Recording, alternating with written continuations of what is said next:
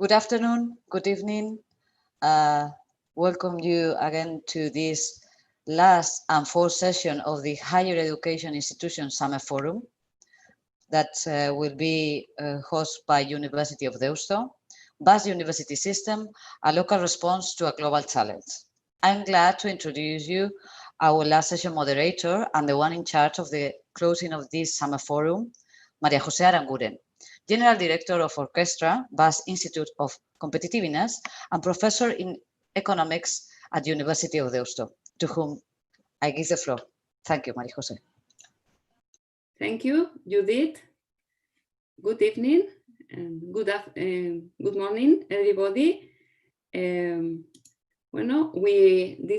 are already on this fourth session of the Higher Education Forum Summer Forum, which is about the Basque University System, a local response to a global challenge.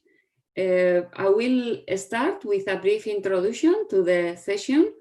After this, I will present the participant on this panel, and later we will have a dialogue among the main challenges and the main opportunities that also this situation of COVID and the pandemic generated in the university system, especially focused on the case of the Basque University System, which is how we are responding from the local perspective to this global challenge. The participants in the panel are, on the one hand, we have Mikel Arreina, which is the Vice Dean for International Relations at Deusto Business School since 2012. Welcome, Mikel. He's also Business Administration and Economics degree and at Deusto Business School postgraduate professor and European and International Business Management Master Director since 2009. He works at Deusto. Deusto is a Jesuit university, a non-profit and private with more than 10,000 students and 500 professors working. So on the one hand, we have the perspective on how from one university we are reacting to this situation, which will be an interesting reflection on a concrete case of a university. Welcome, Mikel. Thank you very much, Marijo. On the other hand, we have the perspective of Eva Fernández de la Bastida. She is the Internationalization and Project Management of Unibasq. Unibasq is the agency for quality of the Basque University System, and she's in charge of the international activities of Unibasq in different networks, such as the European Association for Quality Assurance, and also the European Consortium for Accreditation in Higher Education. Mainly, she works in topics related with joint programs, academic recognition, employability, and internationalization. So, welcome, Eva. Thank you. Thank you. So, from her, we are going to have the perspective of all the Basque University System, and also how all this work on internationalization of the universities has been effective, specifically because of the pandemic. Wait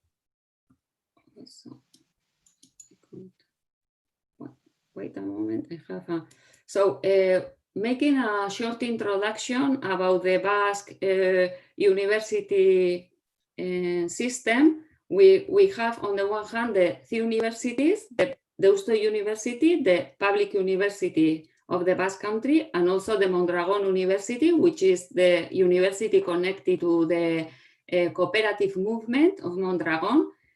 And beside the universities, we have also other agents that are key in the university system of the Basque Country. That is interesting also to reflect on the case of the Basque Country. On the one hand, we have some support agents in the system, such as Euskampus or, for instance, the four-Gune training cluster that tries to integrate and facilitate the interaction among the different agents in the innovation system and university system in the Basque Country, trying on the one hand to understand which are the needs of the firms and the capabilities that the production system needs, and on the other hand to connect all this with the capabilities and the programs that are developed in the different university systems. And for instance, and this is something that Euskampus is developing, and beside this, Cluster 4 GUNE training have focused in different projects such as identifying which capabilities we need for Industry 4.0, and there has been a collaborative project among the different universities in the Basque Country in order to define which new capabilities we need to develop on the issue of Industry 4.0. And on the other hand, beside these support agents, we have also we have these intermediate agents. We have some support agents connecting more on trying to attract talent to the system, such as we have an agency for this, which is Iker Basque, which try to attract talent on these strategical issues that are developed in our research and innovation smart specialization strategy in the Basque Country. And we have Unibasq, which is the agency that I mentioned before. And beside this, we have also some scientific agents, which are for what we call BERCs, which is the basic centers for research. They do excellent research on some basic areas, and we have several agents of this type in the system. So this is the different elements or different agents that we have in the Basque system, and now we start with a dialogue on trying to reflect on how from this system we are reacting to the situation that we are living at this moment. So for this, I would like to ask first to open the session with asking Eva about what challenges that COVID supposes for Unibasq and for the Basque University System. Thank you, Marijo. First of all, I would like to thank again the University of Deusto for inviting us to take part in this event. And regarding the question, I would like to follow on what you were saying regarding the Basque University system or ecosystem, because with all the agents, eventually in the new university plan, it is called the ecosystem, and Unibasq is part of it as well. And regarding the challenges, there is one interesting thing in this last university plan, because we have like a different strategic lines that has to be developed among all the agents, and one of them is internationalization, which is one of the challenges in this situation.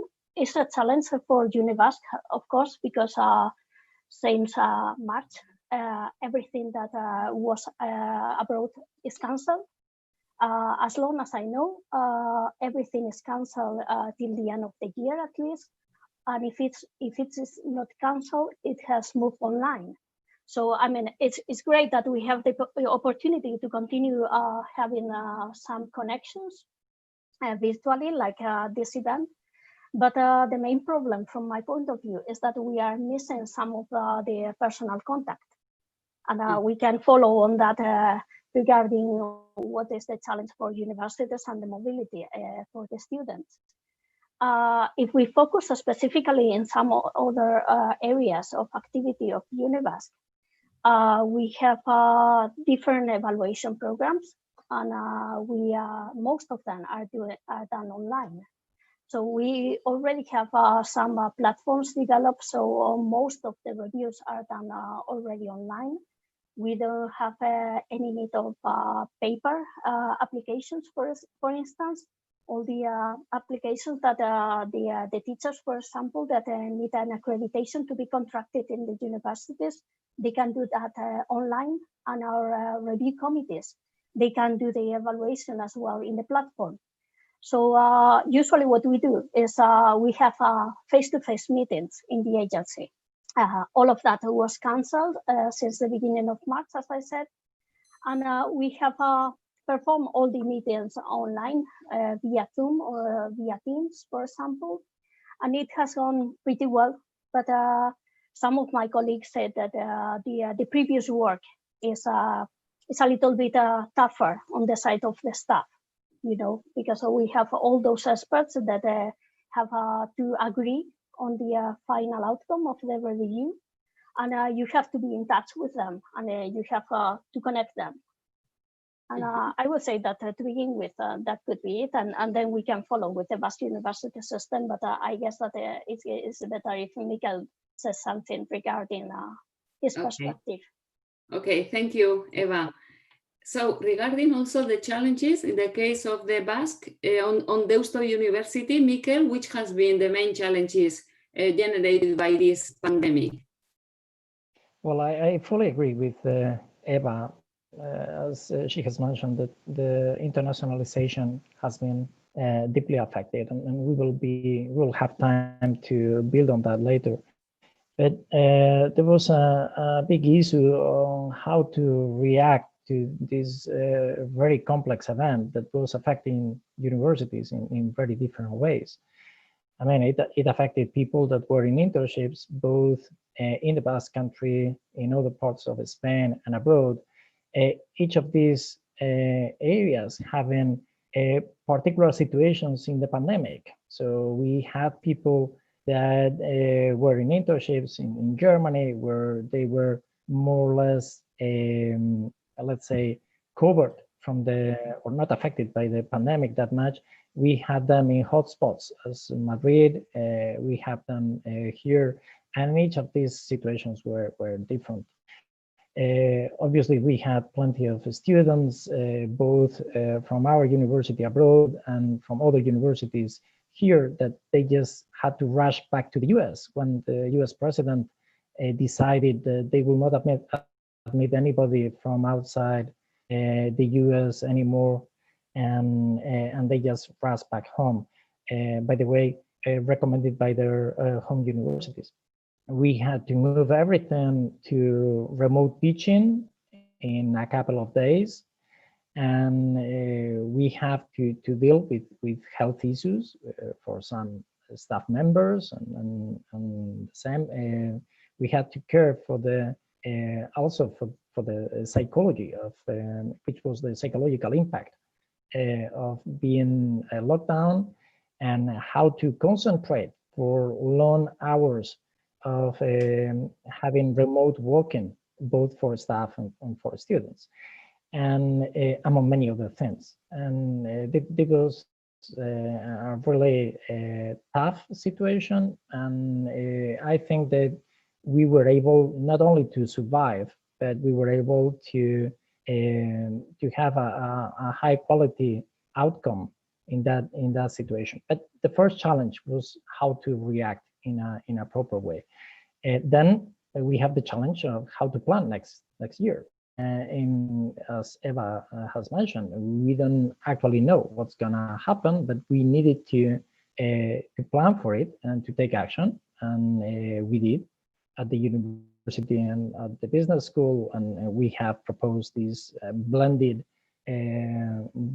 system for next year, combining face-to-face and remote teaching, and also checking or deciding on what will happen regarding mobility, and not only mobility, but for instance, when we recruit students abroad, well, obviously we have plenty of students that come to some masters that they will not come because borders are not open for them, or because they are scared about which is the situation here. And this means that some programs have to be canceled for the coming year. So all in all, there have been a number of issues to be dealt with in the short term. And at the same time, we need to reflect on how will this affect us long term. That is a different match, and maybe even more interesting. Okay, thank you, Mikel. And Eva, going to the other universities in the Basque University System, how do you see that the others react to this situation? And specifically on the issue of internationalization, do you see any differences among different spaces or areas in the world depending on which countries or which regions with which we are connecting or having exchanges or mobility of students, professors, and so on? Regarding the Basque University System as a whole, I haven't mentioned that we have a working group with the Basque government and with a representative of the 3 universities, and we meet every now and then. At the beginning of the pandemic, it was like every week, and we were talking about first thing contingency plans. Then one of the main challenges or issues were what was going to happen with apprenticeships, because that was a huge, I mean, it was amazing the amount of people that were involved in apprenticeships in that moment. Some of them were in the last course, so they needed to finish their apprenticeships in order to get their final qualification. For some others, they had most of it done. But that was one of the issues. And then another one was how it was done, the shift to remote teaching, but in an emergency mode, because the thing is that this is not like real online teaching if you go to what an open university would do, for example.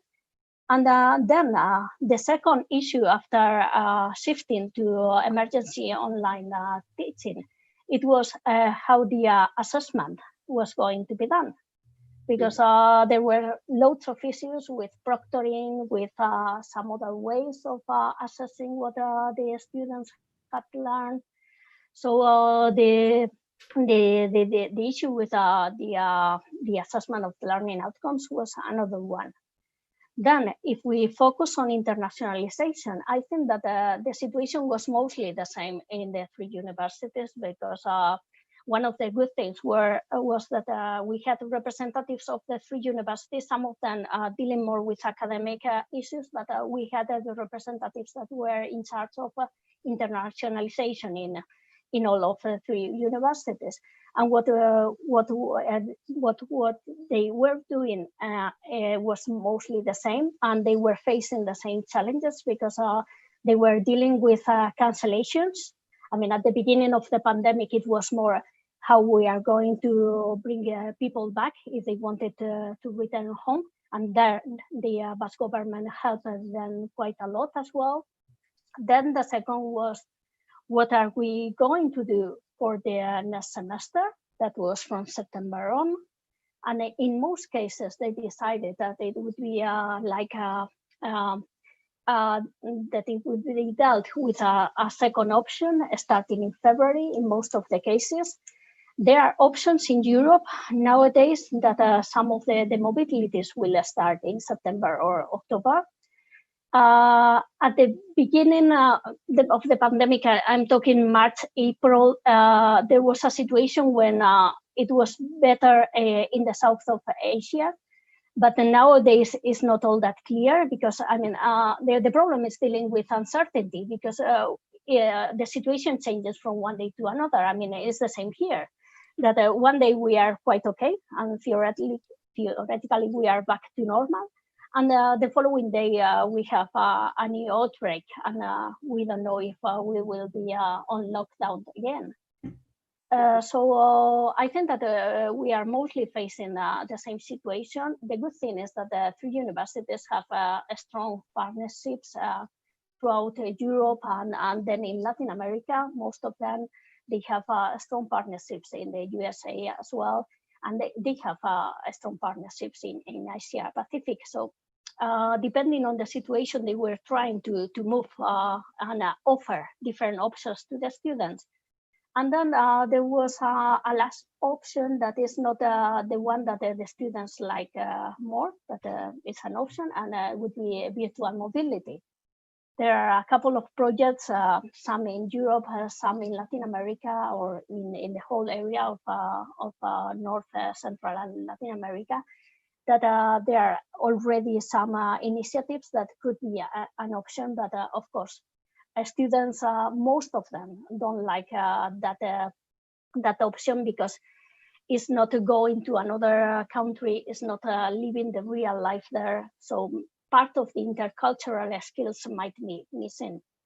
Yeah. Thank you, Eva. Mika, we would like to add something to the reflections of these challenges that Eva present on the Basque University System about the apprentice. Yeah. Yeah. Well, first, and you were mentioning apprenticeships, internships, and I'm very happy to thank the enormous effort that Unibasq did in order to prepare protocols to deal with the situation and taking into account the different scenarios in which students were, and that was a big help, as Eva has mentioned, for students, particularly those that were in the final year of their degrees. And coming back to the last thing that Eva has mentioned, that is the virtual mobility. Well, we have launched at Deusto virtual mobility for the next semester, that we have an offer of 7 courses in Spanish and 6 courses in English, foreign students. And obviously, it's not the ideal, but for those students that, for any reason, they are not able to postpone their mobility to the second semester, this is an interesting option, just to know about other cultures, know about how things are done in a different university. And we will see which is the outcome, but for the time being, we have a large number of respondents that have applied for this program, and we're expecting to have something between 60 to 100 students. It's unclear yet which is the range of students that we will be serving, but it's non-negligible. Coming back to the challenge of internationalization, well, something that has been seen as a weakness of past universities, that we didn't attract foreign students that were fee paying. We attract plenty of students that are in exchange programs, but we didn't attract that many of them that came to follow a program with as regular students and fees and the like. And it's something that we are working to strengthen. Well, in this particular situation has been something positive, because if we look to what's going on in Australia or in the UK or in the US, where a large number of universities, they rely on foreign students' fees, well, they have a huge financial problem, both private and public universities. And this is that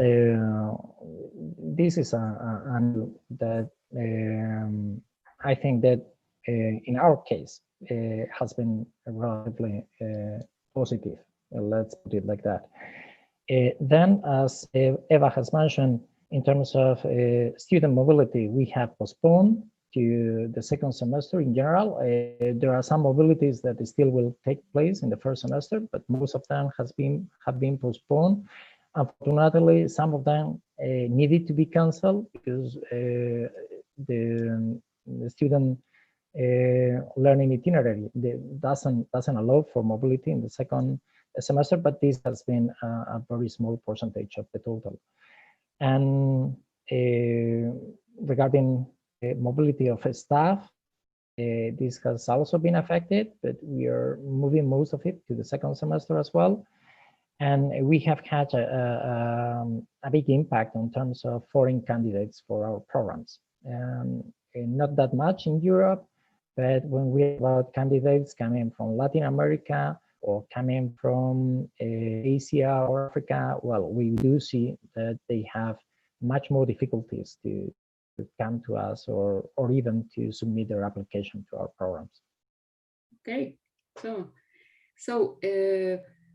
changing a little bit the perspective, and Eva, you also in Unibasq define some quality indicators for the university to follow these indicators and so on. And reflecting on all these changes, especially on the issue of internationalization, apprenticeships, and so on, which kind of changes are you defining in the indicator system, or how you are reflecting on this?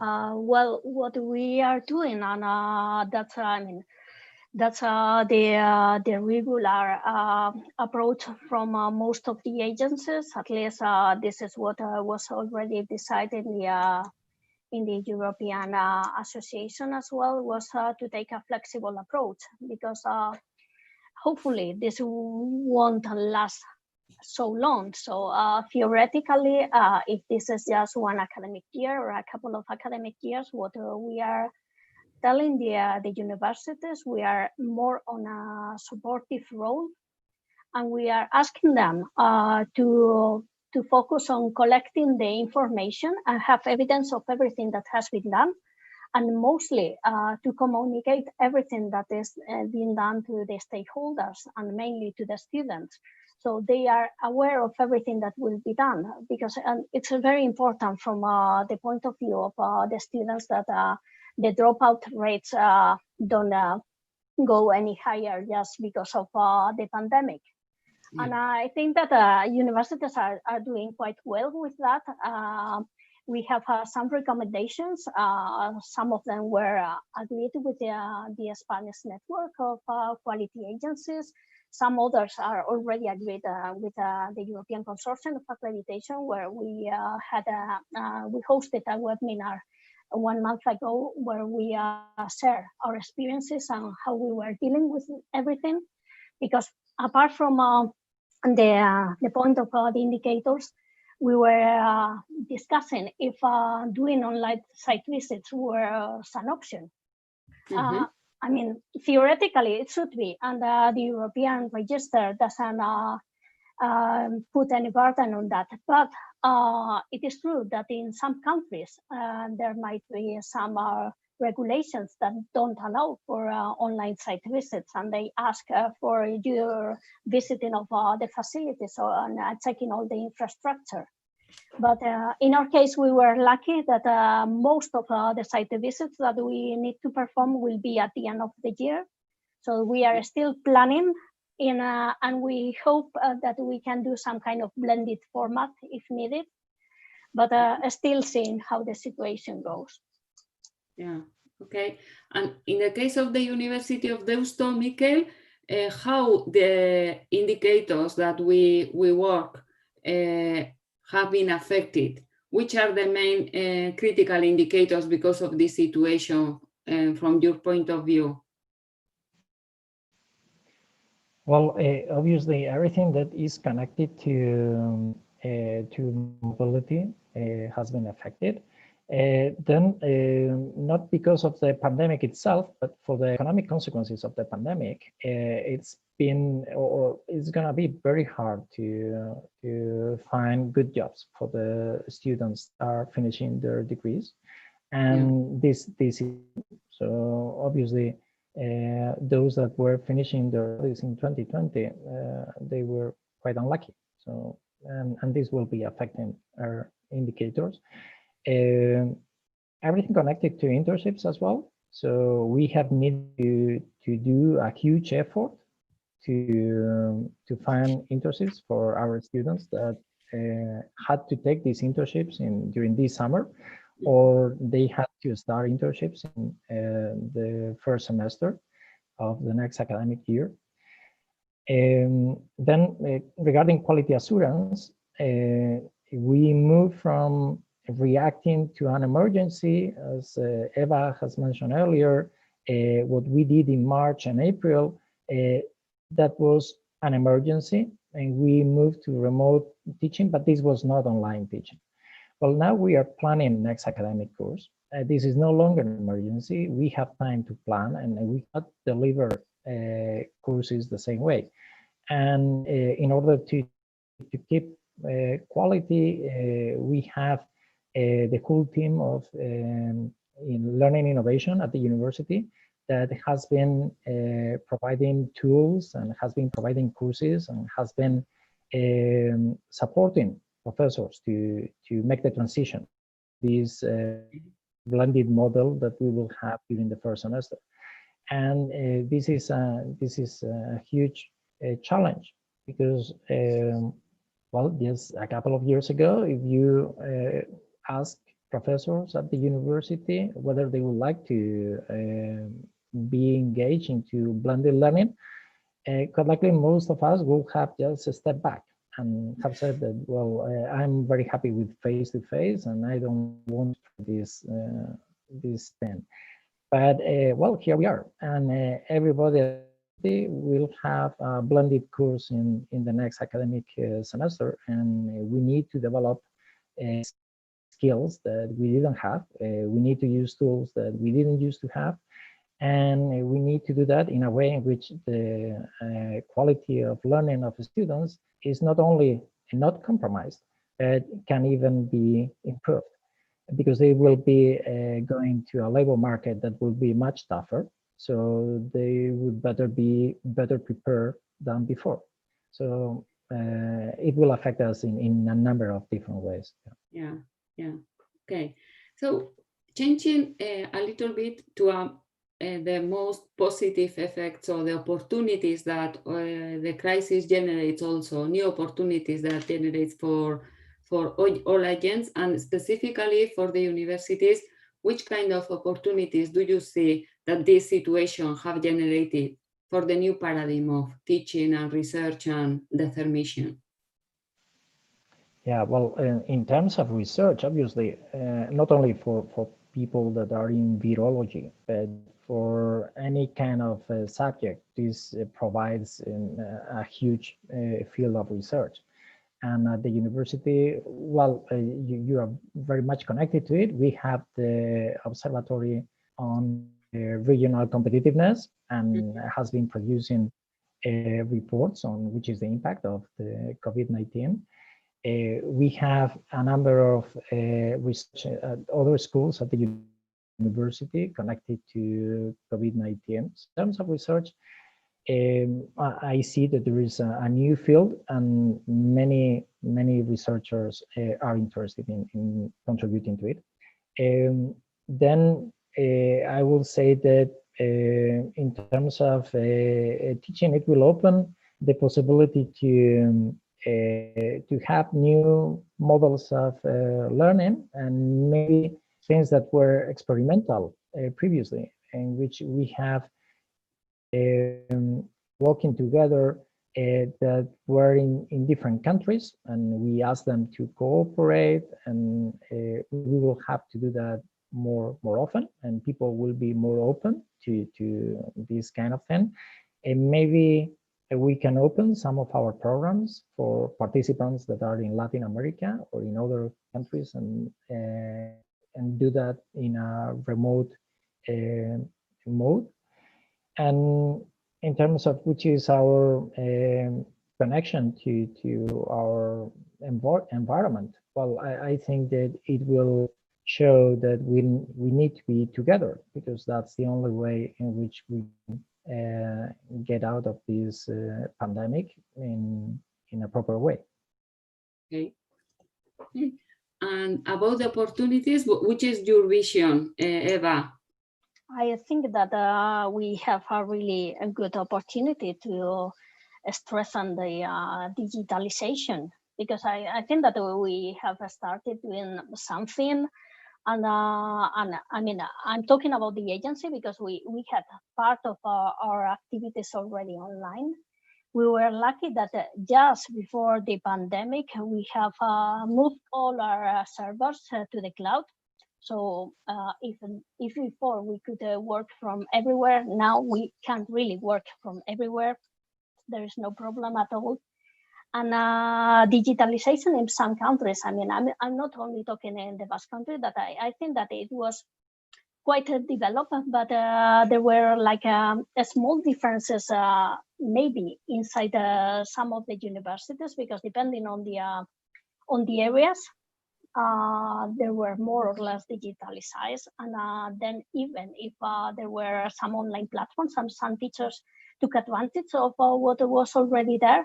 Some of them were just uploading their PPTs or whatever, without giving all the options that now we know that there are. I mean, there are great platforms where you can do loads of interaction with your students, even in big groups.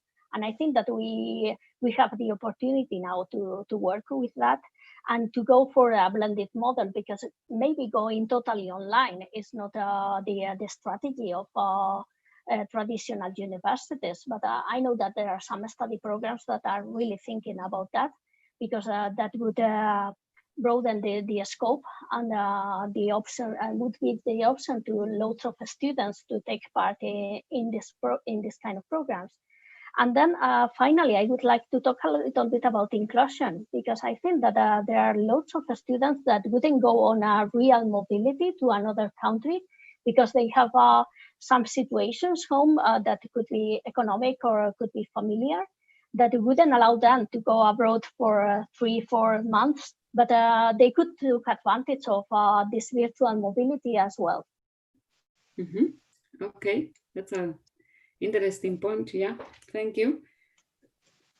And if we take into account all these reflections on the challenges, the opportunities, and because there is a mixture of, yeah, there are some key issues that worries us because they generate tension at the university, but we see that there are also different opportunities open because we need to change, and which we have been pressed to change in this situation. Which are the two or three main issues that you think that will change in the future of the Basque University System? I think, and this is as well regarding the partnerships. Deusto University has this unique partnership that is part of European University. The University of the Basque Country is in another partnership that is as well in this European Universities initiative. And I think that the partnerships will get stronger, and that they will give the option of I don't really know if developing joint programs, that could be an option, but it will depend on how the European degrees can develop, because nowadays no one really knows how it would be, because I mean there is no legislation at the European level that could give a real framework for a European degree as such. And there are discussions right now. There are some European projects as well regarding the quality assurance of these European universities. We have the previous knowledge from the European approach for joint programs. The good thing is that we have quite a lot of Erasmus Mundus masters in our universities. We are part of the European Consortium for Accreditation, that is one of the most experienced bodies in dealing with the European approach.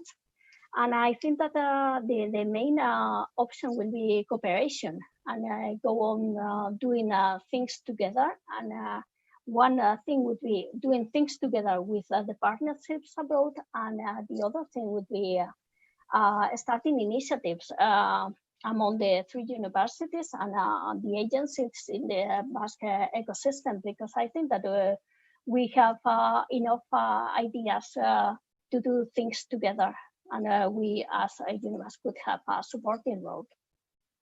Okay, thank you, Eva. And from your point of view, Mikel, which are the 2 or 3 main aspects that do you think that will change because of this situation in the future? Well, I agree. I fully agree with two of the things that Eva has mentioned.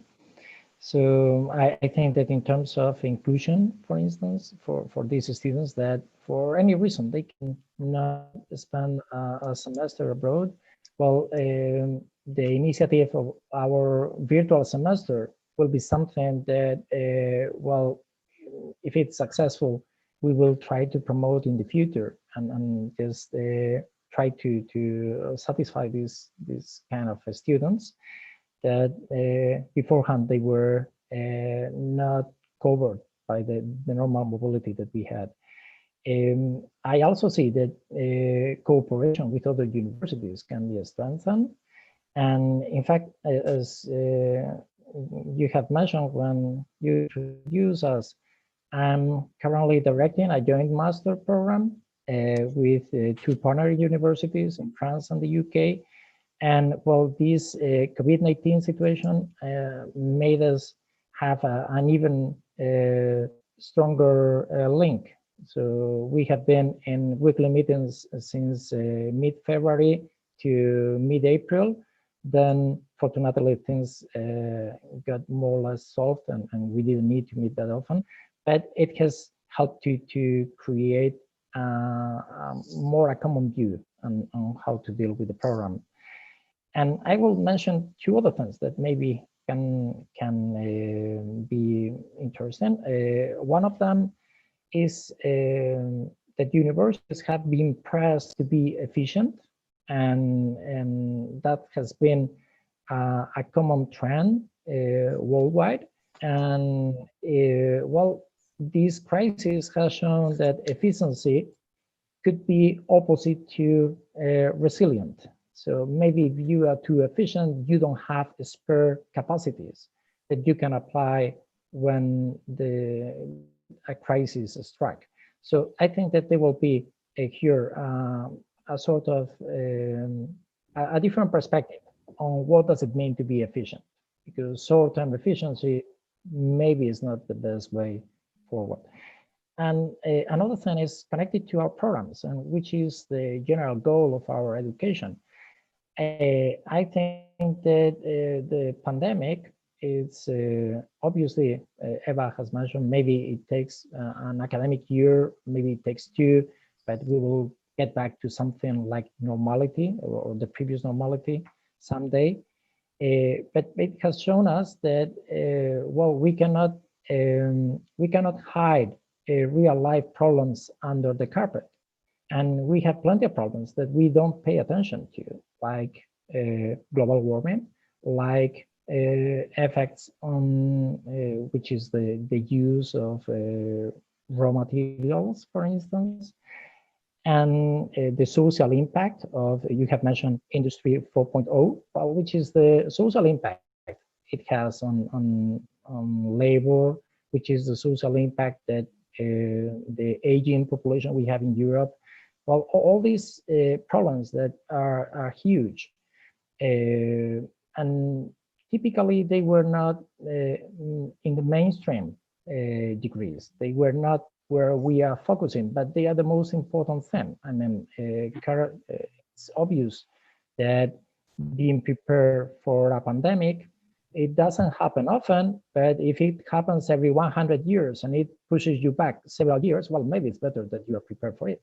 And it's good that students have an idea on how to deal with crises, because the thing is that in their working life, they will have to deal with more and more crises, and they will be connected, because if anything scientists agree on about climate change is that crises will become more and more frequent. And the thing is that, well, we will have to prepare for that. And this means that we will need to go towards interdisciplinarity, because we will need to have knowledge from different fields. We will have to be able to think on complex issues, and that's this is a challenge, because if our students currently they have a maximum time attention of 10 seconds, then it's very difficult for them to concentrate on complex problems. So how do we deal with young people that are used to shifting attention from one device to other, and just make them focus on problems that are very complex to understand? Well, it's a challenge, but it's something we need to do.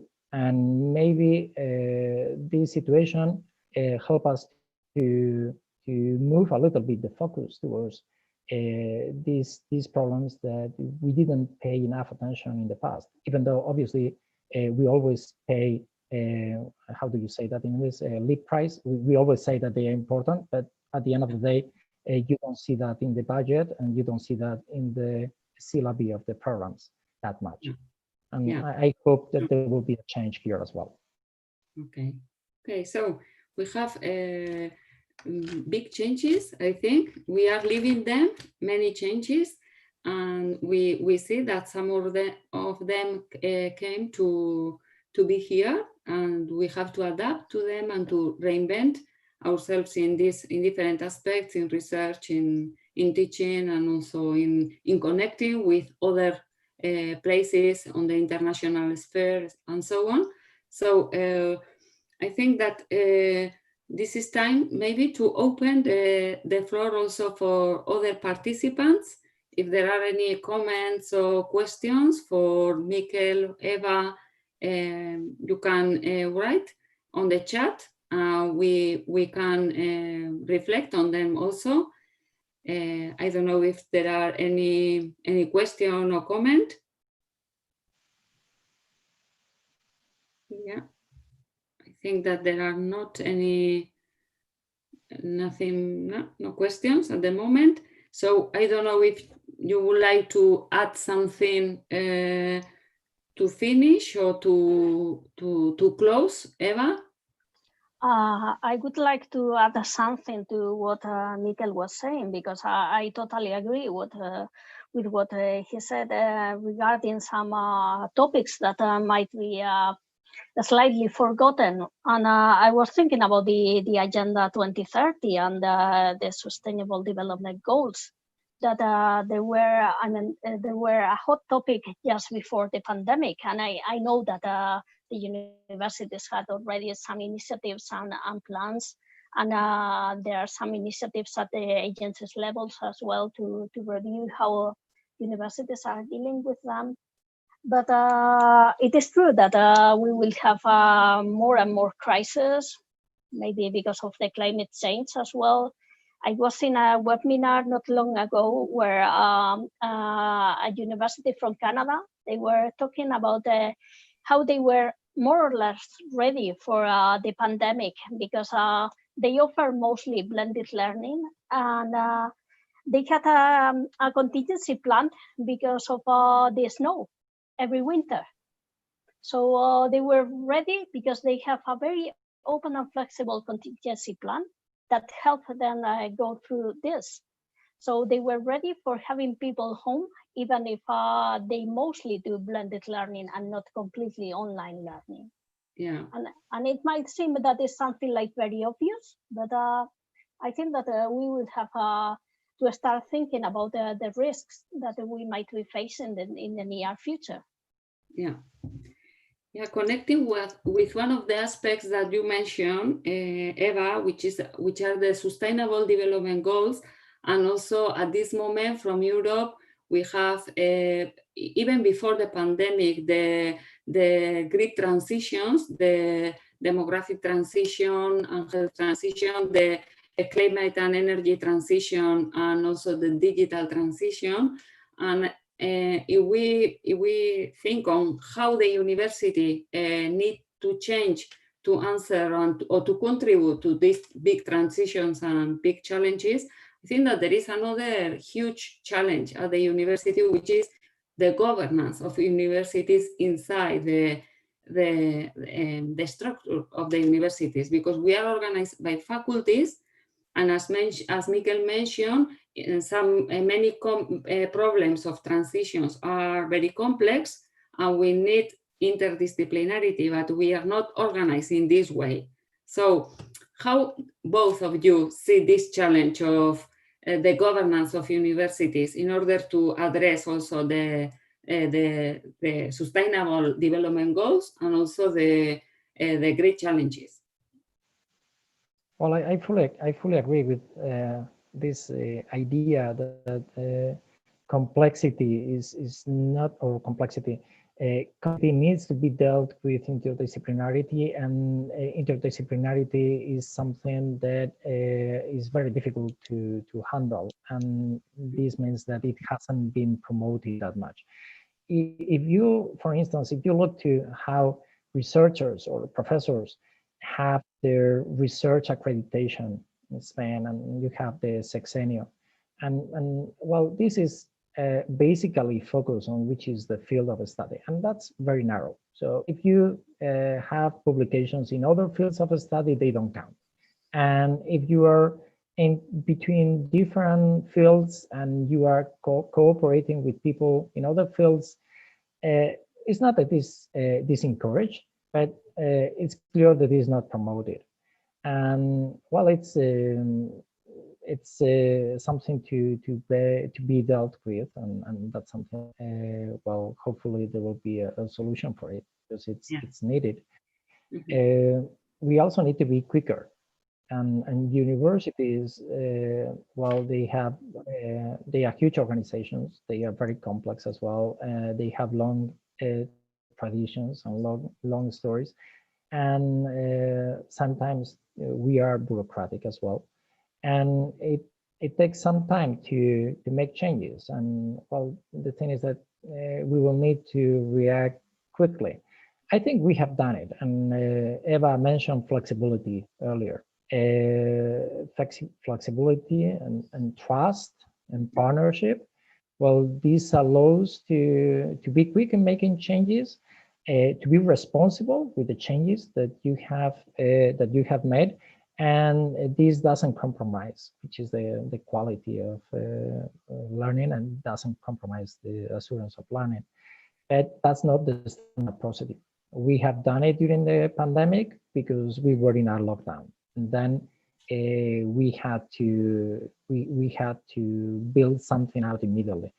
But it will be good that we try to be more flexible, and we try to be faster in our procedures, so we can follow the needs of society better. Okay, thank you, Miguel. Eva? I fully agree, but the truth is that changes at universities take time. I mean, and the bigger the university, the bigger the effort needed to be done. But the good thing is, I think that the universities are starting getting to know that there are options for innovation when you put people from different backgrounds to collaborate. Because I think that innovation mostly is done when you put people from different fields that start talking, and maybe at the beginning they don't realize that they are talking about the same things, but most probably they are, with different perspectives, with usually help doing something new. And it will take time, but I think that we have to find the places, the common places where people could do this kind of meetings, maybe in some kind of informal format that could help doing something. Okay, thank you both for these insightful reflections. I think that, yeah, it has been an interesting dialogue and reflections on different issues that affected this pandemic, and also for the opportunities for the future. We don't have questions or comments from all the other participants, so we are just in 5 times for closing. So I would like to close. Thank you. And after this last session, on Higher Education Institution Summer Forum 2020. During the last 3 days, we have had a chance to reflect about our role as higher education institutions in these critical times, the challenges that we are facing and the opportunities also that achieved. During these days, we have discussed about higher education in super diverse settings, about how universities deal with the levels of highly increasing population diversity, especially now in the worldwide of virtual environment. We have also discovered the innovative opportunities of the so-called internationalization at home, provided by the collaborative online international learning in virtual classrooms. And today we have included in the agenda 2 key issues. The third mission of universities with the sample of a response to COVID focus on delivering meaningful support and impact for people, communities, and organizations. And this last session about the case of the university, the Basque University System, with the sample and the response of one university to this, and also to all the university system and the role of Unibasq on this change process. So we hope all these roundtables are interesting and productive for all of you, and helpful also for your strategies and planning for the future. However, we have many challenges, but they offer also big opportunities to change and to improve and innovate at the university. And as Eva and Mikkel, you mentioned, the collaboration and partnership will be key for this to address these challenges. So we have to work together from a crisis. Instead of getting weakened, we have strengthened our role in the society, and together we can work in the definition of a new paradigm of the higher education, which allow us to maintain our mission of providing the best quality education in the communities in which we are located. So UNIC Alliance members have organized this forum as a joint initiative to provide a space to gather universities, share information, and cooperate. We have the joint project that we have been accepted during the last week. And thank you, Erasmus University of Rotterdam, Ruhr University Bochum, University College Korkhof, and the University of Deusto for creating this space. And thank you to all the panelists that have participated in these 4 sessions, and also to all the participants for being in our webinar sessions in this Higher Education Forum. We are looking forward to seeing you in the next edition of Higher Education Institution Summer Forum. And in the meanwhile, we wish you a great success in your education mission and great summer holidays. Thank you, everybody. From our side, as Marijo said, thank you for today's last session panelists. Thank you, Mikkel, Eva, and also thank you to you, Marijo, for those closing forum words. We want to express also the interest and thank for this for the attendees of all these days, the panelists, UNIC project colleagues, and also for our organization team. We really hope you find interest in the discussion topics. And as Marijo said, see you in the following Summer Forum. All the best. Thank you.